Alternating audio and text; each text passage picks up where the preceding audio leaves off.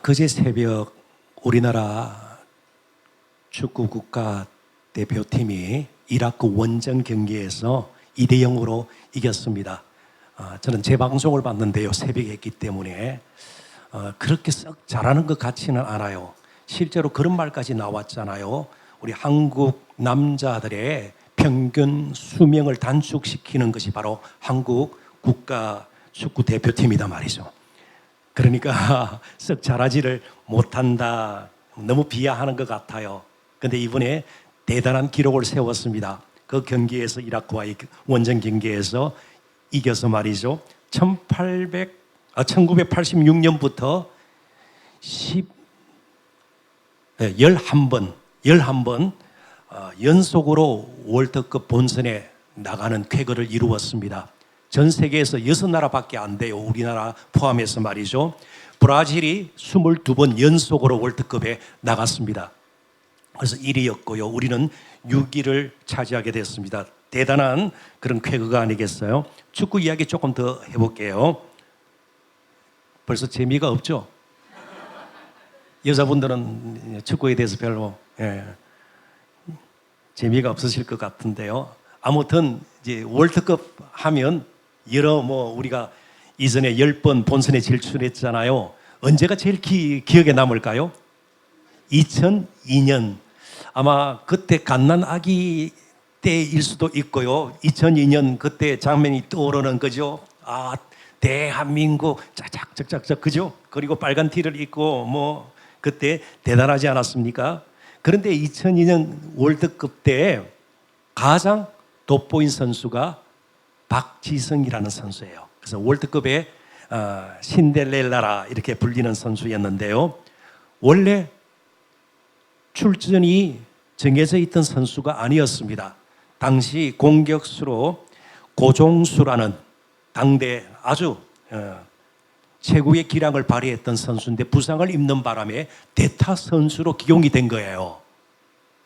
그리고 명지대 3학년 학생이었습니다. 그리고 지명도가 그렇게 높은 선수가 아니었어요. 무명의 선수였습니다. 그리고 실제로 명지에 들어갈 때도 축구 기량이 뛰어나서 이렇게 발탁된 것이 아니고 테니스 선수로 들어갔다고 그래요. 그냥 일단 입학하기 위해서 말이죠. 그런데 그 성실함 때문에 결국 그 히딩크 당시 감독 눈에 띄게 되고 대표 선수로 발탁이 된 것이에요. 최선을 다해서 뛰었습니다. 공격, 수비 가릴 것 없이 정말 열심을 다해서 뛰었습니다. 그래서 많은 사람들에게 깊은 인상을 남긴 선수가 되고요. 포르투갈전에서는 결승골을 넣으면서 정말 스타덤에 오르게 된 것입니다. 그 후에 유럽 무대에 진출하게 되고 세계적인 명성을 또 얻게 되는 그런 선수가 되는 것이죠. 자신에게 찾아온 기회를 놓치지 않았던 겁니다. 평소에 그의 삶의 배경 환경 다 모르지만 최소한 월드컵 무대에서 최선을 다해서 그 기회를 살림으로 아주 인정받는, 존경받는, 성격도 좋지 않아요. 사람이 참 좋은 사람이에요. 그래서 오늘날까지 박지성 선수는요, 잡음 없이 정말 많은 사람들의 마음을 흡족게 하는 선수가 된 것입니다. 사실 조금만 들여다보면 저 자신부터 다른 사람에 비해서 대단한 실력을 가지고 있고 그게 아니에요. 좀 들여다보면 다 비슷해요. 그렇습니다. 성격이 온전한 사람이 있을까요? 온전히 겸손한 사람이 있을까요? 온전히 따뜻한 사람이 있을까요? 문제는요, 주어진 기회를 살리는가 허비하는가, 거기에 따라서 결정이 나는 것이죠. 우리 인생에도 여러 모양으로 결정적인 순간, 정말 선택과 결단이 필요한 때가 있는 거예요. 그런데 그런 결정적인 순간을 계속 헛되이 보낸다면 우리 자신이 기대하는 미래는 결코 오지 않을 겁니다. 조금 달리 표현을 하면 우리는 환경이 바뀌면 좀 더 잘 살 수 있을 것이고 변화가 있을 것이고 좀 더 나은 길을 걸을 수 있을 것이다. 우리의 장래가 밝아질 것이다. 그렇게 생각해요.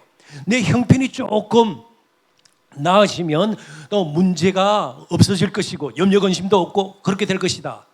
그런데 성경의 가르침은 그러지 않아요.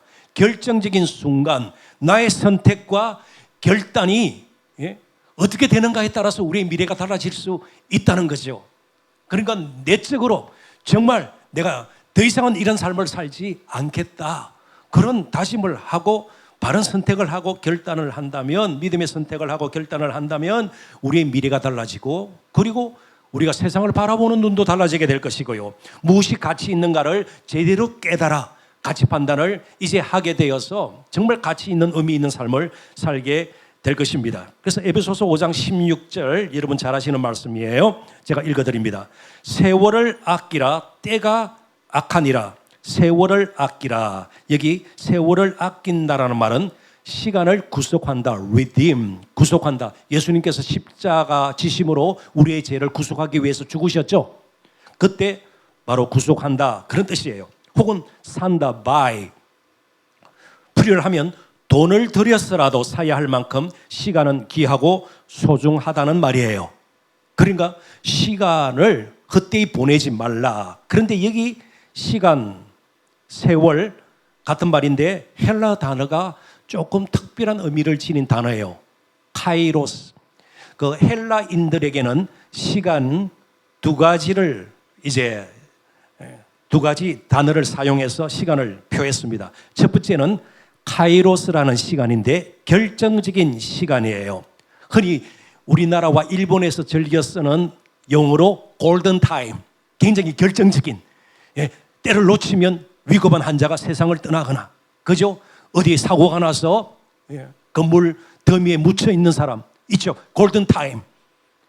근데 영어로는 골든 타임이라는 말을 쓰지 않아요. 한국과 일본에서만 쓰고 크리티컬 타임이라 그래요. 어떤 결정적인 위기의 순간 말이죠. 그게 카이로스의 시간이에요.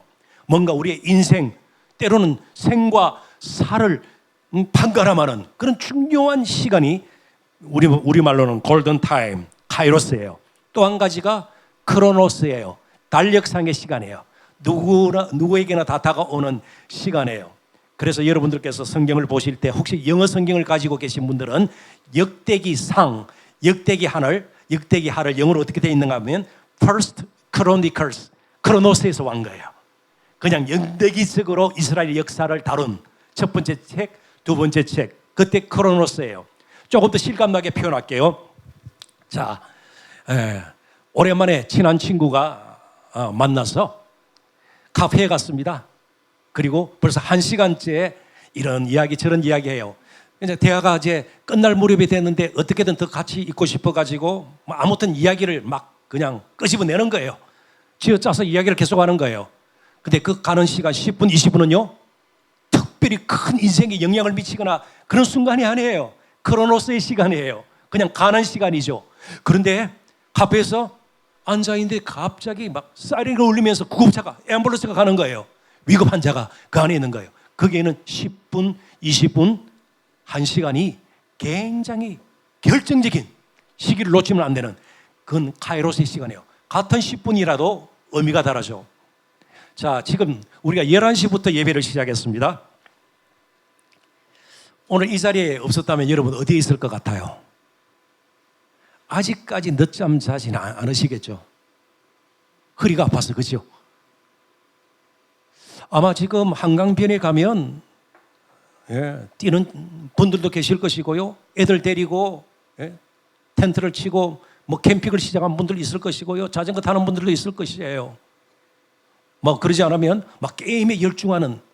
근데 이 시간은 뭘까요? 그냥 자리만 앉아 있을까요?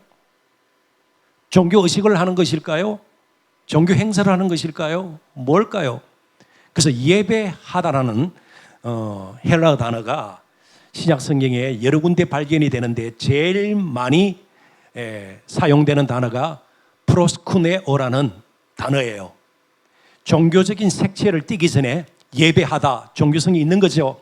원래 프로스쿠네오라는 단어는 당시 이 단어를 접했던 사람들에게는 다른 그림이 떠올라요. 그 그림을 잠시 소개를 할게요. 그 프로스쿠네오라는 단어는 사랑하는 사람과 포옹하기 위해 다가가다예요. 사랑하는 사람과 포옹하기 위해서 다가가다.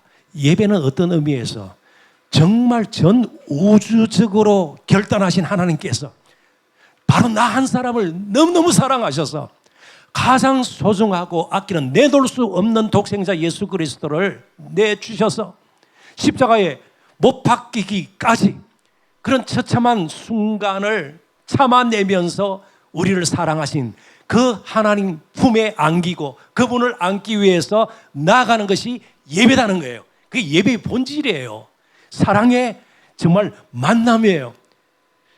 제 아들, 딸이 미국에 살고 있어요. 어릴 때부터 미국에서 태어나고 자라서 결국 한국에 와서 좀 살려는 생각도 있었는데 그게 쉽지가 않았어요. 이제 8월에 만나게 돼요. 근데 벌써부터 설레게 돼요. 왜일까요? 사랑하기 때문에 그런 거 아니겠어요? 벌써부터 설레요. 2달 전인데도 그렇게 설레요. 예? 헤어질 때 너무 슬플 텐데 이 생각부터 들고 말이죠. 이걸 조금 여러분들에게 말씀을 드리고 뭐 저 자신도 해가다는 게 될 거예요. 절대로 예배 시간에 그냥 합정동에 있는 모 빌딩 3층 예배 자리만 밟고 가는 일이 있어서는 안 됩니다.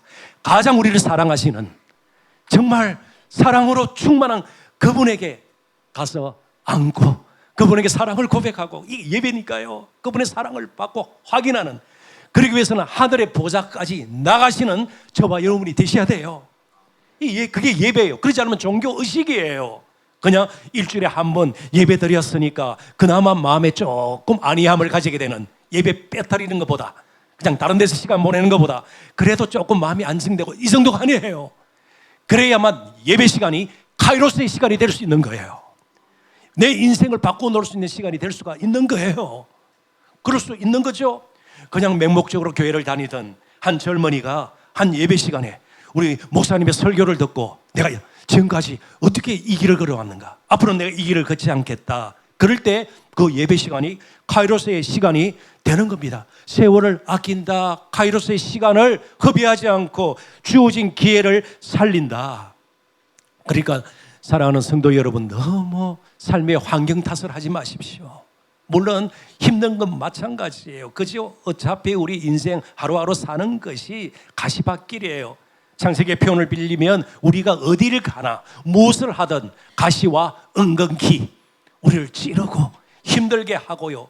걸음을 정말 옮겨놓기가 쉽지 않은 그런 환경이에요. 그렇다면 우리의 남은 인생 어디에 달려있나요? 바로 이 시간 나의 믿음의 선택과 결단, 이게 참으로 중요해요. 그런데 오늘 본문은요, 그런 믿음의 선택과 결단을 무시하고 끝까지 자기의 길을 가던 북이스라엘의 허망한 모습을 보여줘요. 어떤 모습으로요? 뒤집지 않은 전병의 모습으로. 자, 본문을 볼까요? 8절을 보십시오. 에브라임이 여러 민족 가운데에 혼합되니 그는 곧 뒤집지 않은 전병이로다. 당시 호세아서가 기록될 당시 호세아서의 저자는, 기록한 사람은 호세아 선지자예요. 그 당시 나라가 북쪽으로 갈라져 있었습니다. 북이스라엘과 남유다. 이스라엘은 12지파예요. 그래서 북쪽 이스라엘은 에브라임이 대표 지파예요. 그러니까 에브라임, 이 말은 북이스라엘, 우리나라처럼 남북으로 갈라져 있는 것처럼 남쪽 유다는 유다 지파와 베냐민 지파 두 지파로 구성이 되어 있고요. 북쪽은 10지파, 대표적인 지파가 에브라임, 그러니까 북이스라엘이에요. 북이스라엘이 여러 민족 가운데 혼합되니 무질서한 거예요. 공평하지 못했으며 불의가 막 넘쳐나고요. 여러 민족이 섞여서 살면서 요즘 말로 너무나도 세속적인 나라가 되어버렸습니다. 더불어서 우상 숭배가, 이방 사람들이 섬기는 그런 우상들이 정말 물비듯이 들어와서 엉망이 되어버린 겁니다.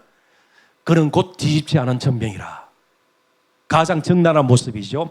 이게 전병이라는 것은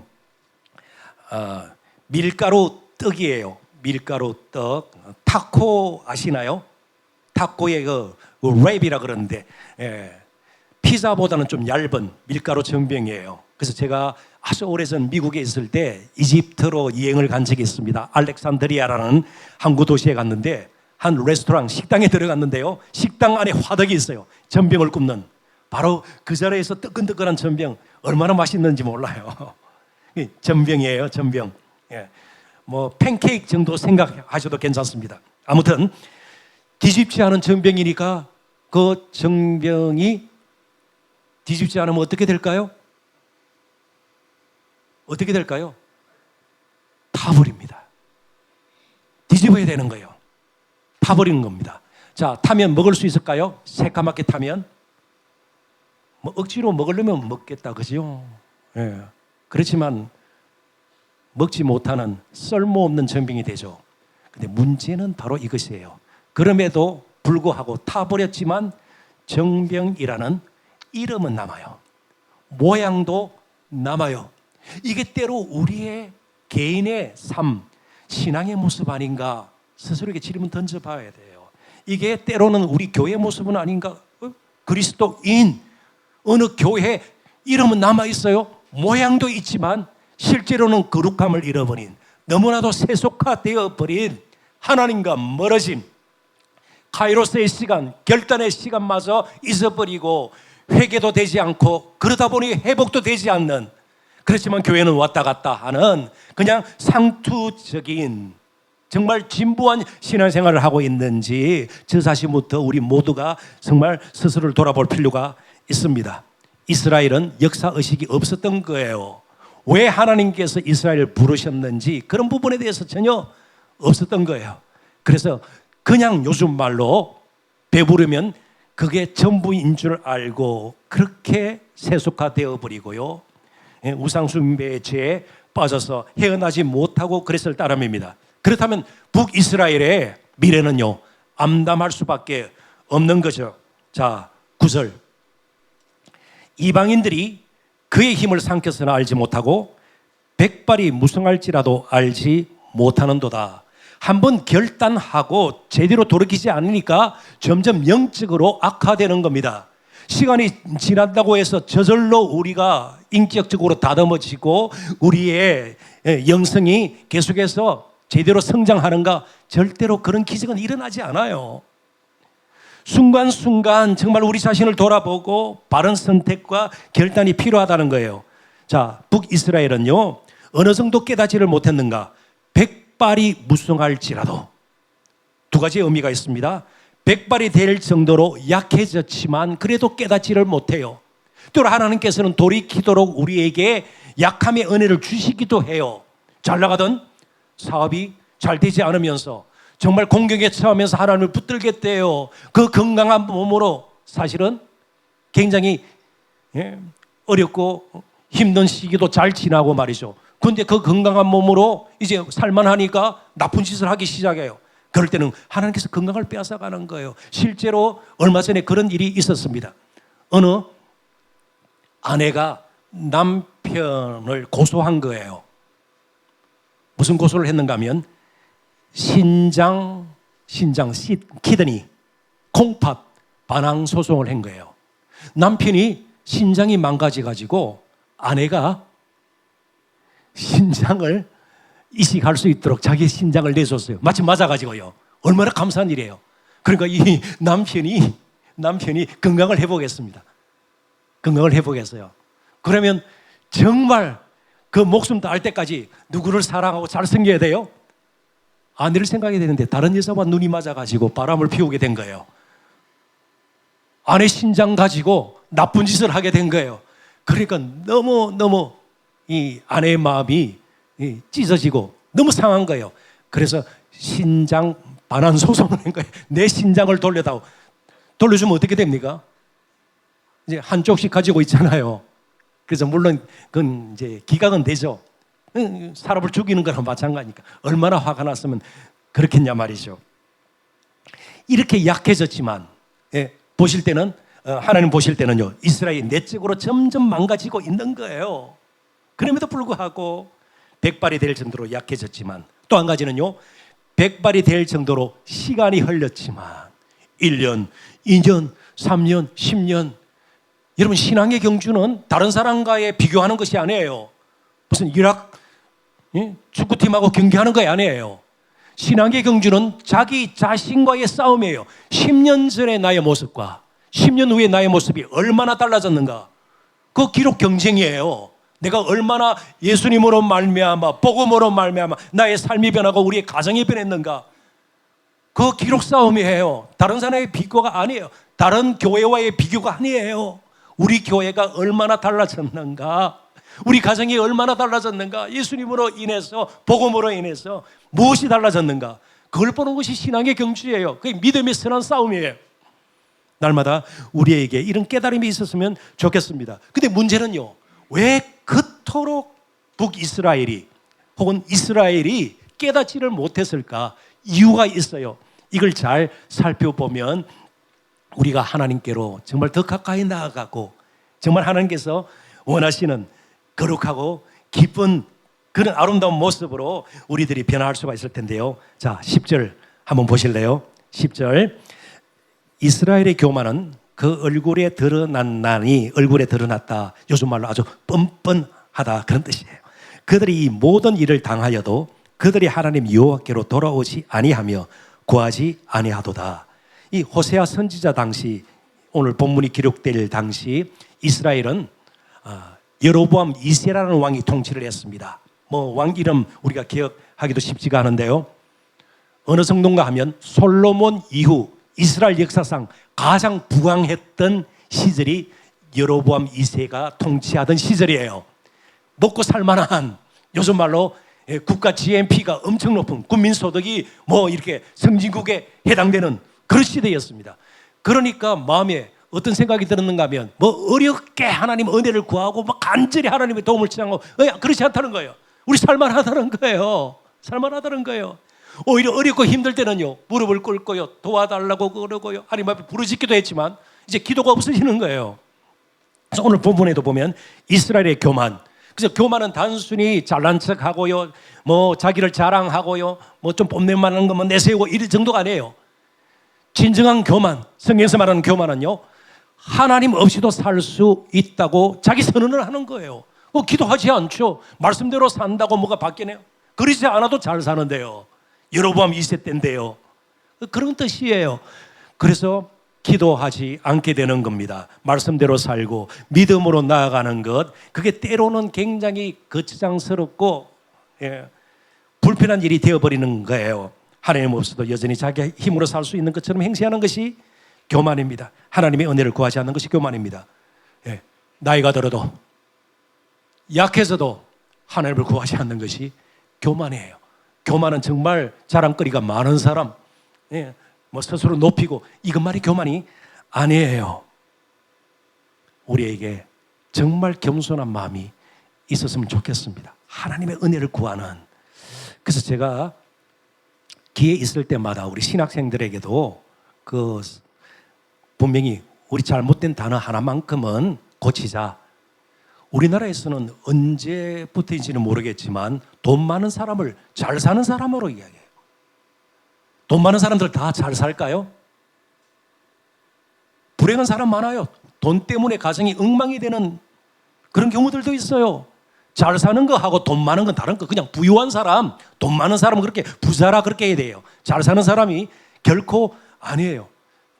혹시 저는 부자일 것 같아요? 그럭저럭 사는 사람 같아요? 굉장히 부자처럼 보여요? 아, 그래요?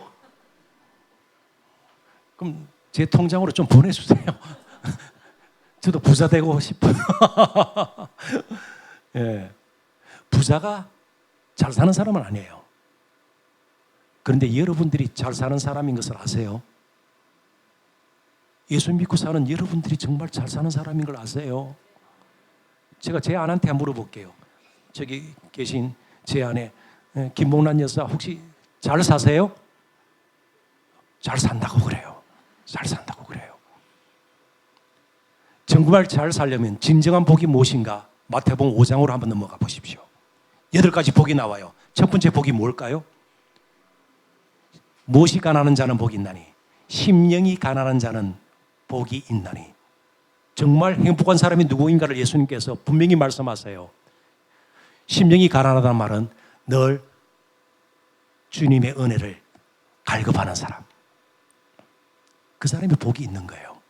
의에 줄이고 목마른 자는, 의라는 말은 디카요스네란 말은 문자적인 본질적인 의미는 바르다예요. 바르게 사는 것.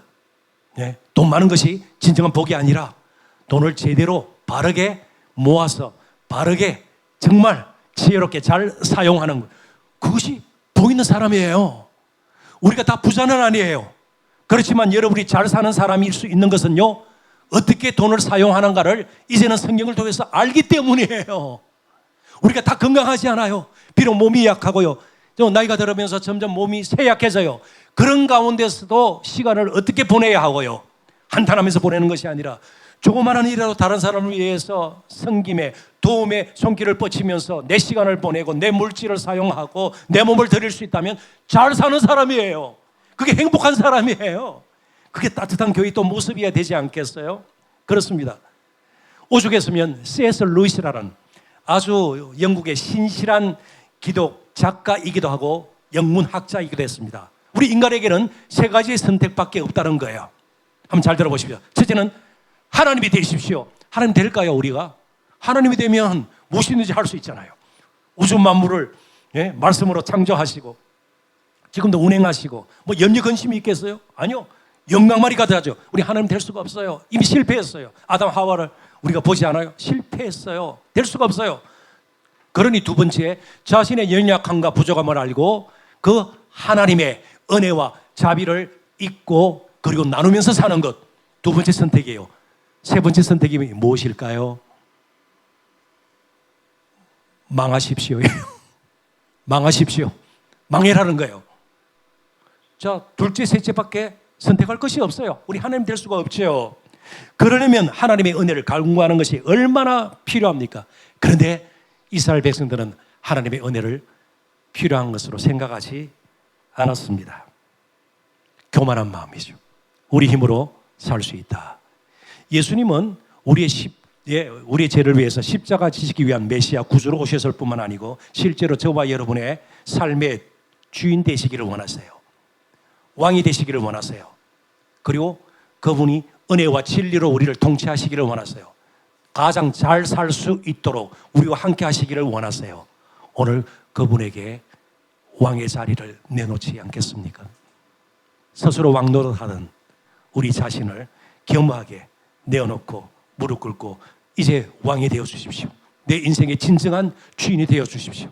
그래서 백발이 되었을 때 오히려 더 하나님을 크게 송축하고 감사하고 기쁨으로 남은 인생을 살겠다는 아름다운 신앙 고백을 하면서 우리가 하루하루를 살아야 되지 않겠습니까? 이스라엘 백성들에게는 교만 말고도 또 한 가지 돌이키지 못하게 만드는 장애물이 있었습니다. 11절 다 같이 봅니다. 에브라임은 어리석은 비둘기같이 지혜가 없어서 애굽을 향하여 부르짖으며 아수르로 가는도다. 애굽은 전통적인 강대국이었고 아수르는 신흥 강대국이었습니다. 그리고 나중에 이스라엘 백성들은 인근에 있는 아람, 지금의 시리아, 거기까지 손을 내밀고 등을 기대고요, 도움을 원했습니다. 진정한 도움을 여러분 어디서 얻으려고 그래요?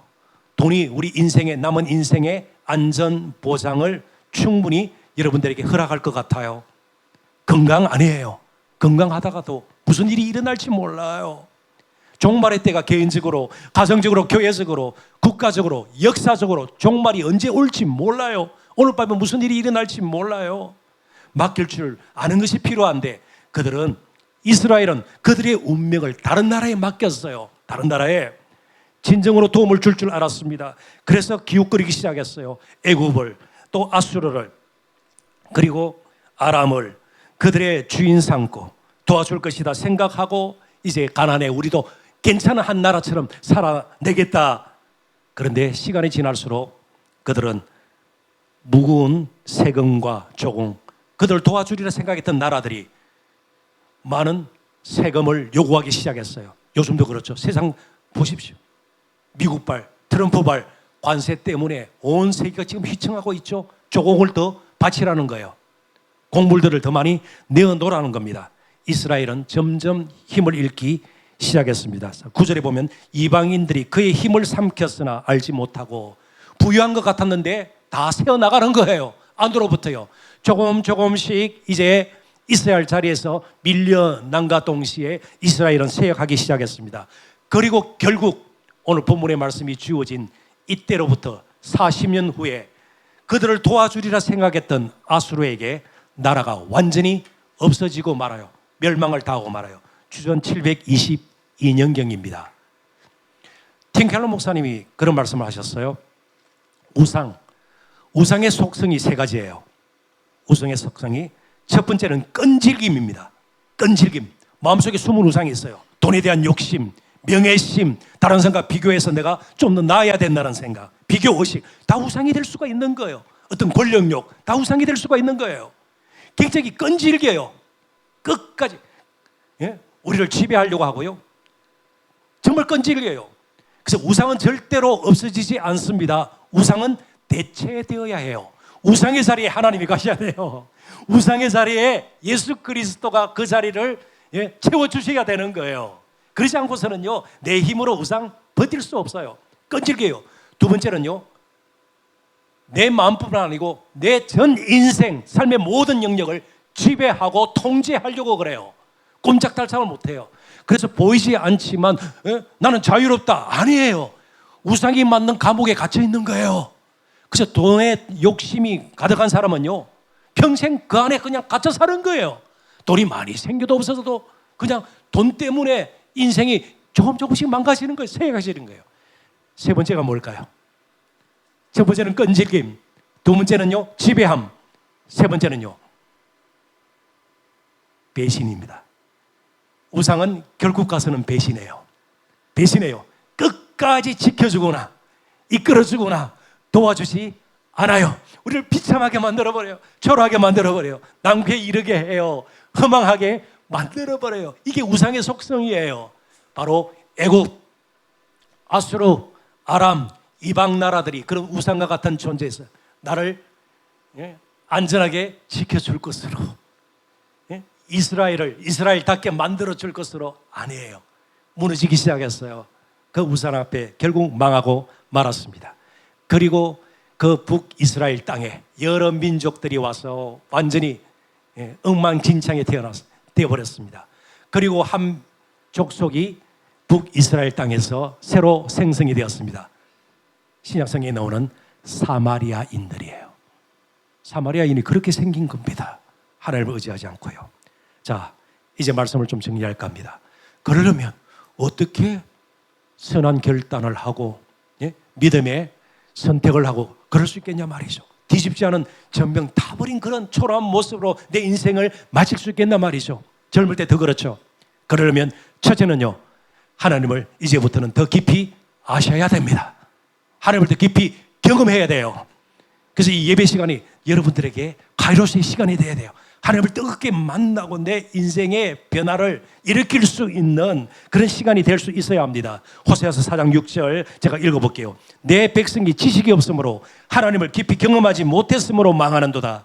내가 지식을 버렸으니 나도 너를 버려 내 제사장이 되지 못하게 할 것이요, 내가 내 하나님 율법을 잊었으니 나도 내 자녀들을 잊어버리리라. 결국 이스라엘이 멸망한 이유는요, 하나님에 대한 지식의 부족이었습니다. 하나님을 알지 못했습니다. 왜요? 그들에게 제사 행위는 계속되었어요. 선지자들도 있었습니다. 율법이 있었습니다. 그럼에도 불구하고 하나님을 알려고 하지 않았습니다. 우리 알아야 될 것이 많이 있어요.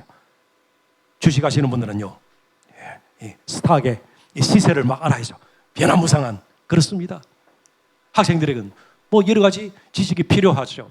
스펙을 쌓기 위해서 지식이 필요하죠. 그죠? 성적이 필요하잖아요. 다 지식이 필요해요. 그런데 하나님을 아는 지식, 여기서부터 출발을 해야 돼요. 하나님을 제대로 알아야 지혜로울 수 있는 거예요. 그리고 제대로 인생의 길을 걸어갈 수가 있는 거예요. 제가 이제 이 나이가 되어 보니까 저보다 연배이신 분들도 많이 계시는데 결국은 믿음이더라고요. 결국은 믿음. 우리 아이들 잘하는 거 보니까요, 결국은 믿음이에요. 믿음. 이 믿음의 유산이 그만큼 소중한 거예요. 정말 하나님을 경외하지 않으면 이 세상은 엉망이 되는 거예요. 엉망이 되는 거예요. 하나님을 두려워하지 않으니 세상에 두를 곳이 없는 거예요. 엉망진창이 되는 거예요.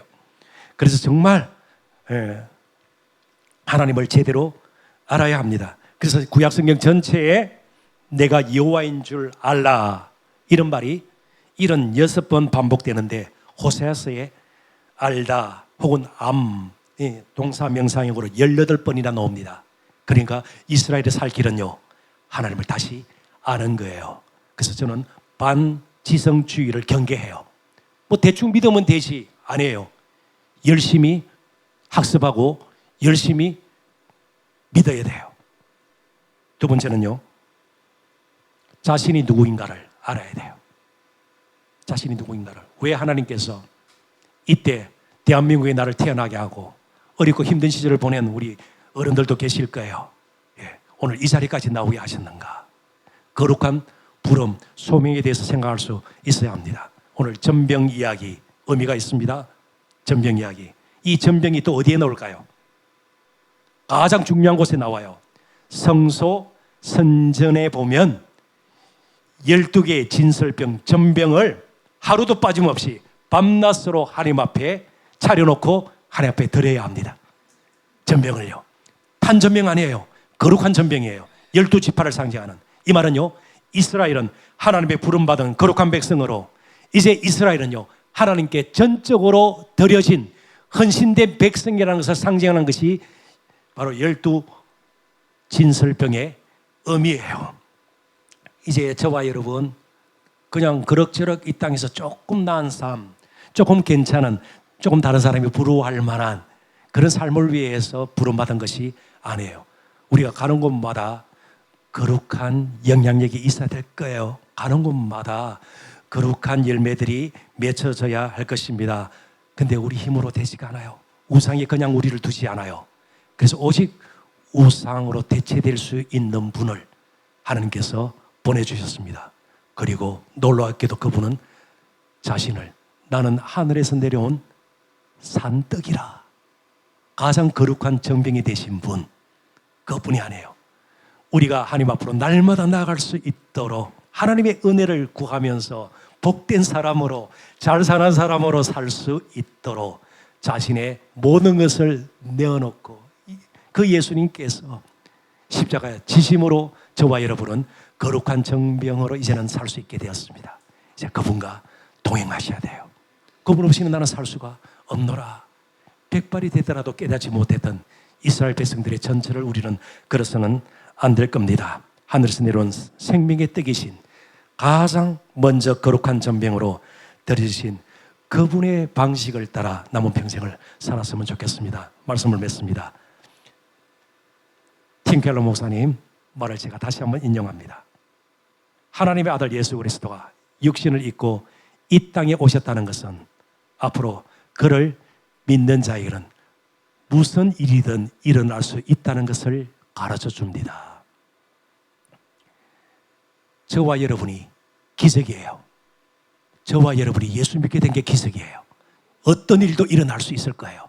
생각지도 못했던, 계산하지도 못했던, 전혀 점칠 수 없었던 우리의 미래가 그분의 손에 있고요, 저와 여러분 앞에 놓여 있습니다. 이제 정말 카이로스의 그런 중요성을 알고 바른 믿음의 선택과 결단을 하고 이제부터는 은혜 가운데 살겠습니다. 예수님과 평생 동행하겠습니다. 다시 한번 마음을 다지시는 저와 여러분 되시기를 주님의 이름으로 축원합니다.